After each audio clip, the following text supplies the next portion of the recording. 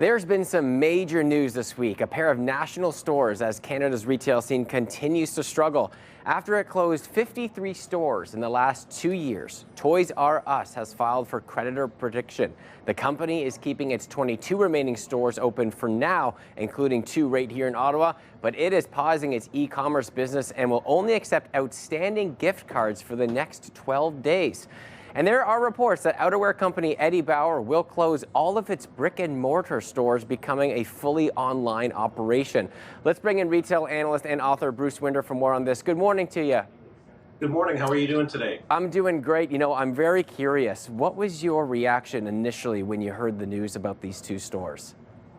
Yeah, wasn't super surprised about Toys R Us. A lot of folks knew there was some troubles there. There was some allegations about not paying vendors, not paying landlords.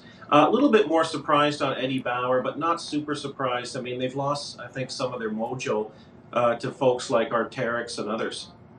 And being an analyst, I would love your perspective on what are you finding some key factors contributing to these struggles with the retail stores, because you see it happening so often amongst a lot of these companies.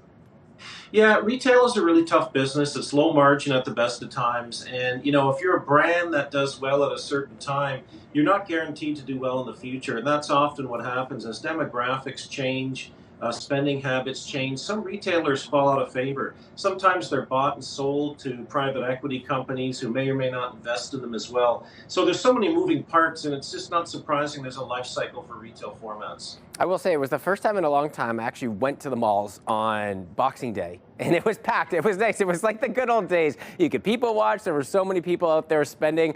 Those are just a certain amount of days, though. When you look at the future of brick and mortar retail, what are you seeing? Yeah, brick and mortar retail isn't going anywhere. It's north of 80% of retail sales. Online has been growing from folks like Amazon. But, if you have an online store, you just have to really ask yourself, what's the reason for people to get out of their chair and come to my store? You have to have something, whether it's experience, community, differentiation, some reason for being. So you kind of touched on it a little bit there, a reason to get out of the chair and go visit the store physically. Are there any other strategies that the companies need to think about to maintain these locations?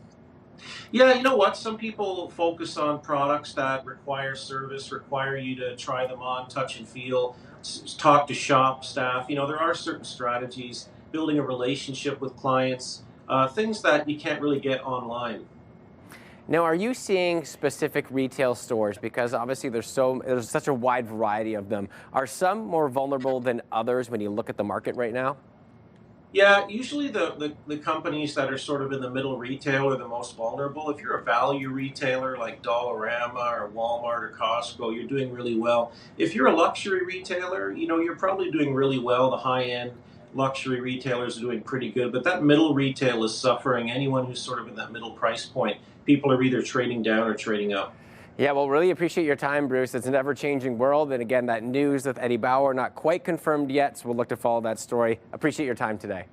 Yeah, thanks very much, Will. Take care.